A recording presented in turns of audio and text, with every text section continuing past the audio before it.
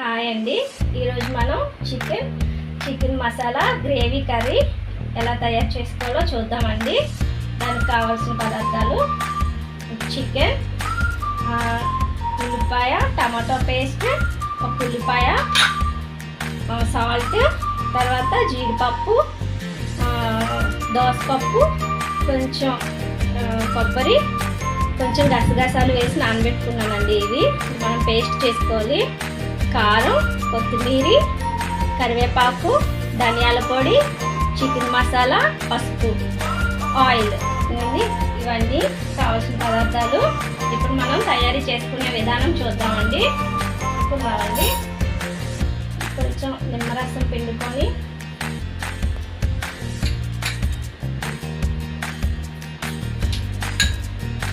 కొంచెం కారం,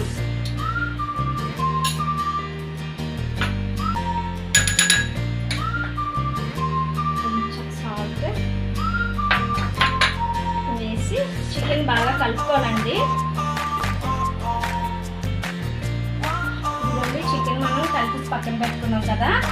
ఇప్పుడు ఈ పేస్ట్ని తయారు చేసుకున్నామండి.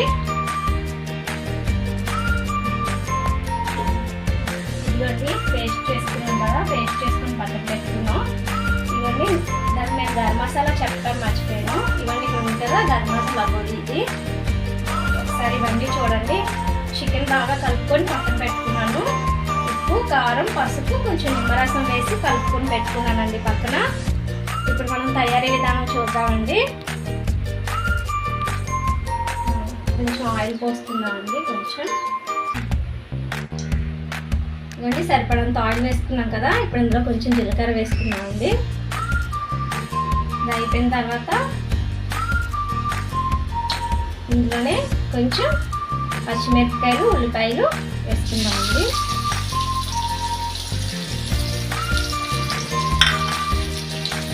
కలుపుకున్నాము కదా.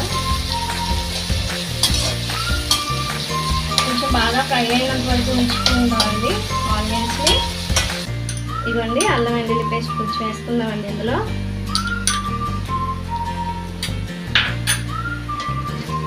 కూడా ఒకసారి కలుపుకుందామండి. అంతా బాగా ఫ్రై అయినంత వరకు ఉంచుకుందాం. కొద్దిసేపు మూత పెట్టుకుందామండి. ఇదిగోండి ఇప్పుడు ఉల్లిపాయలు, అల్లం వెల్లుల్లి పేస్ట్ వేగిపోయింది కదా.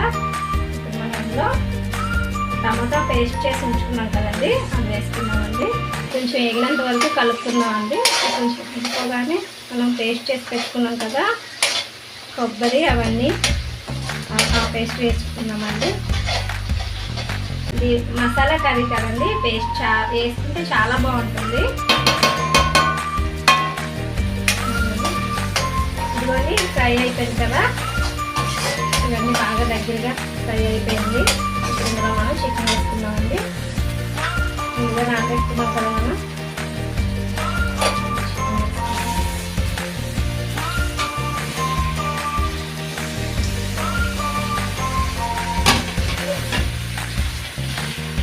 ఇదంతా బాగా కలుపుకున్నామండి. ఇదంతా కలుపుకున్నాం కదా. ఇప్పుడు ఒకసారి దీన్ని ఒక 5 నిమిషాలు మూత పెట్టుకున్నామండి.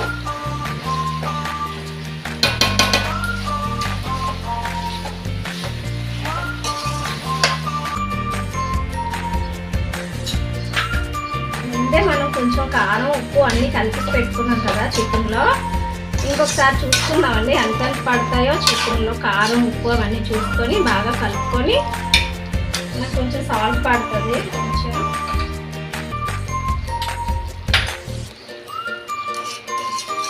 నేను చికెన్ కలిపినప్పుడు అన్నీ కొంచెం వేసాను, అందుకే నేను మళ్ళీ వేస్తున్నానండి. ఇదంతా ఒకసారి బాగా కలుపుకొని మూత పెట్టుకుందాం. ఇదిగోండి చికెన్ ఇలాగా ఫ్రై అవుతుంది కదా. ఇప్పుడు మరొకసారి కలుపుకొని బాగా దగ్గర పడిన తర్వాత కొంచెం వాటర్ వేసుకుందామండి. ఇంకొక 5 నిమిషాలు ఉంచుకుందాం. వాటర్ పోస్తుంది. కొంచెం వాటర్ పోస్తుంది.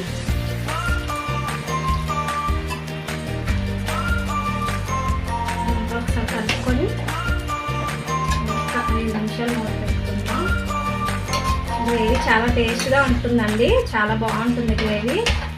అందుకే చికెన్ కూడా చాలా బాగా ఉడుతుంది, చాలా టేస్ట్గా ఉంటుంది చికెన్ కూడా. చూసారా మనకి గ్రేవీ ఎలా కనబడుతుందో, చాలా బాగుంటుందండి. ఇదంతా ఇలా కలుపుకున్న తర్వాత ఇదంతా ఒకసారి కలుపుకొని పక్కన పెట్టి ఒకసారి మూత పెట్టుకుందామండి ఒక 5 నిమిషాలు.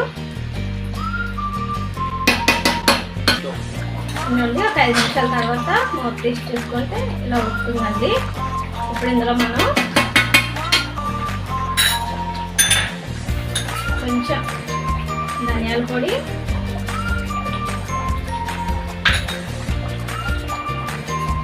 కొంచెం చికెన్ మసాలా,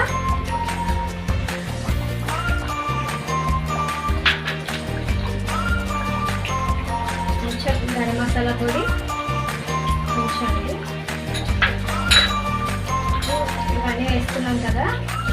కొంచెం కొంచెం కరివేపాకు కూడా వేసుకున్నామండి, చాలా బాగుంటుంది టేస్ట్. కరివేపాకు వేసుకుంటే ఫ్లేవర్ బాగుంటుంది చికెన్కి. ఇదంతా వేసుకొని ఒకసారి కలుపుకుందామండి.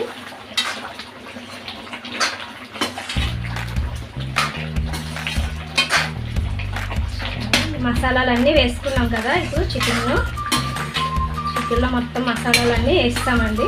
ఇంకొక 5 నిమిషాలు కొంచెం దగ్గర పడినంత వరకు మూత పెట్టుకొని సర్వ్ చేసుకుంటే సరిపోతుందండి.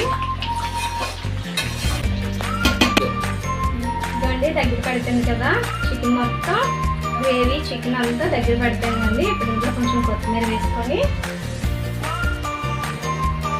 వేసుకున్నాం కదా, ఇదంతా ఒకసారి కలుపుకున్నామండి దగ్గరికి.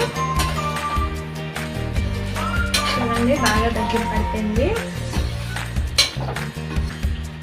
ఇప్పుడు దీన్ని సర్వ్ చేసుకుందామండి బౌల్లోకి తీసుకొని.